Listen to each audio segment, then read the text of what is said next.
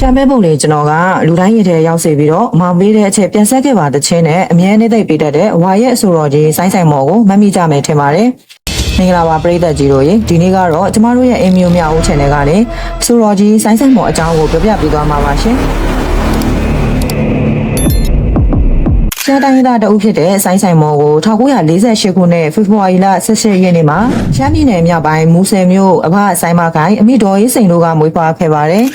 အတန်းနှလုံးနာကျင်မှုနဲ့အတူတသက်တစ်ခါပဲတွေ့ရမယ်ခန်းစားချက်ကိုချစ်သူတအုပ်အတွက်ရည်ညောပြီးသိဆိုထားတဲ့မောင်ပေးတဲ့အချက်ပြန်ဆက်ခဲ့ပါစားတဲ့တခြင်းတွေကိုလူကြိုက်များခဲ့ပါတယ်ထိုသာနူးညံ့ပြီးရင်ထဲတိအောင်စုံနိုင်စွမ်းရှိတဲ့ပါရမီရှင်တအုပ်ဖြစ်ခဲ့သလိုပြည်သက်များရဲ့နှလုံးသားထဲတွင်အမြဲတမ်းနေရာယူထားသူတအုပ်လည်းဖြစ်ပါတယ်သူ့မွေးရမြေမူဆယ်မြို့ကိုအမတ်တရဖြစ်စေခြင်းလို့ရှမ်းနယ်မြေရဲ့နှွေးထွေးမှုနဲ့တောအုပ်လေးတွေရဲ့တာယာမှုကိုရေးဖွဲ့တည်ဆိုထားတဲ့မူဆယ်နတ်ခမ်းလန်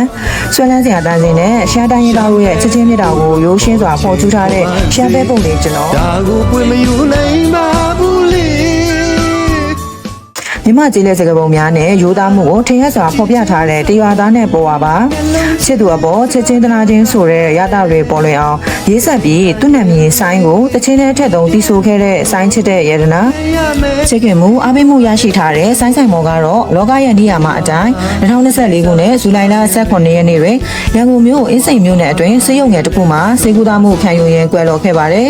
ကျွေးလည်သွားပြီဖြစ်တဲ့အစားထိုးမရတဲ့အမှုပညာရှင်ကြီးဆိုင်းဆိုင်မော်ကိုတော့သူ့တေးသချင်းများနဲ့အတူအားလုံးရဲ့ရင်ထဲမှာအမှတ်ရနေဆဲပါပရိသတ်ကြီးတို့ရေအဆိုတော်ဆိုင်းဆိုင်မော်ရဲ့တခြင်းလေးတွေရောနားထောင်ဖြစ်သေးရဲ့လားအကြိုက်ဆုံးတခြင်းလေးနဲ့ခန်းစားချက်လေးတွေရှိရင်ကွန်မန့်မှာရေးခဲ့ပေးပါနော်ဗီဒီယိုလေးကိုအဆုံးထိကြည့်ရှုပေးသွားတဲ့တယောက်ချင်းစီတိုင်းကိုလည်းကျေးဇူးအထူးတင်ပါတယ်ရှင်ကောင်းမလေးလာလို့လဲသွားတာပါ